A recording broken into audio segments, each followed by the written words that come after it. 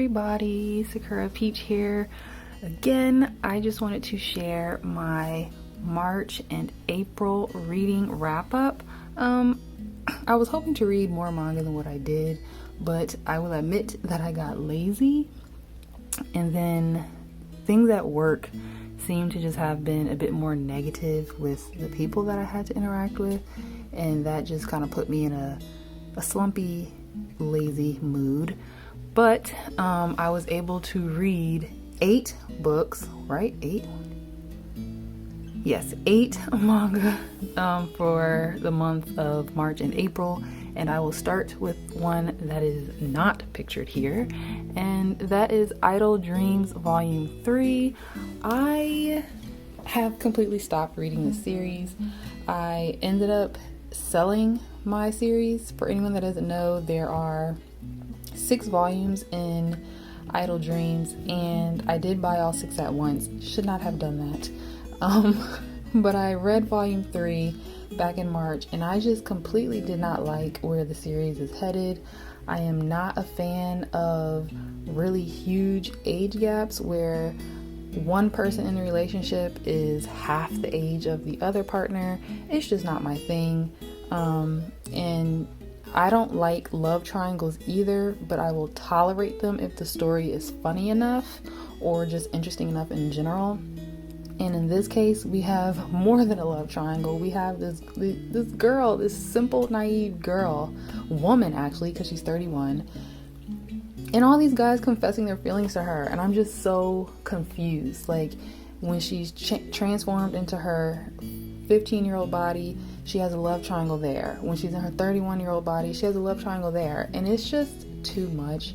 I'm also not a huge fan, like I said, of a 31-year-old woman agreeing to be in a relationship with a 15-year-old. It just makes me feel really icky. I did not like it.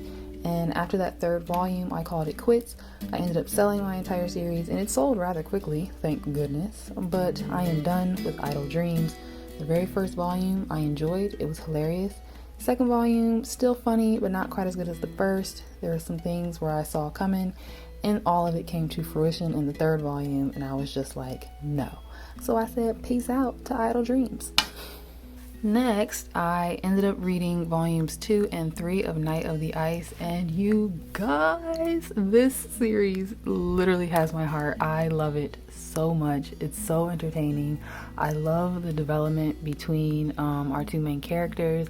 I love that they were friends first, that basically grew up together and have slowly come into liking each other. It's so good, you guys. And like, remember when I hauled this and I said, look at that leg lift? Y'all, the art, the way ice skating is drawn in here is just so gorgeous. It's so nice. And I am so excited. I still have volumes 4 and 5.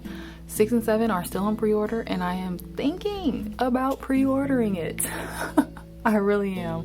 But I am enjoying this series so much. If anyone wants to know, it is about this guy here who is a world-class ice skater for Japan, who is in love with his best friend. Is there any pictures? Yep, her right there. In love with his best friend. And he has a bit of a secret where he can't seem to skate well unless his best friend does this little magical girl spell, and it's something that they've done ever since they were kids, and it's kind of become a ritual for him. And when it's not done, it kind of throws him off his game for ice skating. So they're battling, trying to keep that a secret while also keeping their developing feelings out of the public eye, just because that will kind of ruin his reputation, just because he's beloved by so many female fans. And it's just really entertaining. There is one particular character in here that I don't like, and that is his manager. She's just a bit too pushy, a bit too rude. She crosses the line and oversteps so many boundaries. Don't like her at all. But the rest of the series is so good, you guys. If you have not given this manga a try, at least read volume 1. Please. I recommend this wholeheartedly. Next up, I ended up reading volumes 1 and 2 of Cherry Magic. 30 Years of Virginity Can Make You a Wizard. Y'all, this is funny. I am enjoying it. Volume 2 left off on a bit of a cliffhanger. We have this guy here. I'm not even going to try and pronounce his name. His sister is just another pushy female that just crosses lines and boundaries, and I don't like that. I notice that happens a lot in the manga that I have read.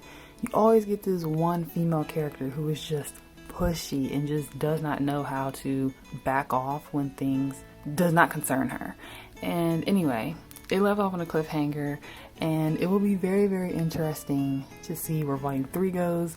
For anyone that does not know, this guy here turned 30, and the minute he turned 30, he was able to read minds of the people around him. And he works with this guy, and it turns out that he touched him one day and found out that he is attracted to him. And it's so funny. It is so funny. I recommend this series as well. Okay, let's hope these books don't fall.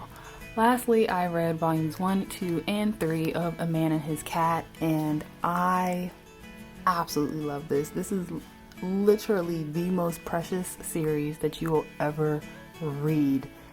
I love this so much. I don't know how many books it's actually going to be. I thought I saw somewhere online there's going to be around 6 or 7. If anyone actually knows, please let me know down in the comments, because I am genuinely curious as to how many volumes there's going to be. Volume 4 is, I believe, on pre-order currently, but it's not going to release until like the end of this year. I want to say like October or November. Very disappointed in that, because I want to read it like now, especially since episode 3 left off on a cliffhanger. Episode 3 volume 3 left off on a cliffhanger. Volumes 1 and 2 are very episodic, where each chapter is just kind of like a different day. There's no storyline or anything like that, but volume 3 ended up following a type of storyline just a little bit, more so towards the end. And then we got to the end and it's a cliffhanger. And I'm like, what? How do you develop a storyline in volume 3 and then leave it on a cliffhanger? So that made me kind of roll my eyes a bit, but I still loved it so much, you guys. A Man and His Cat, volumes 1, 2, and 3. And this is literally about a man and his cat. He's old, he's a widow. I don't think he has any kids. They haven't mentioned any children or anything like that. So he's alone and he misses his wife greatly. He ends up going to get a pet so he can have something at home with him. And he sees this cat in the pet store, immediately falls in love with it and adopts it. And the cat has suffered, some neglect and teasing and bullying himself. And so it's just so cute to see him warm up to the human and have the man kind of adjust to living with an animal now.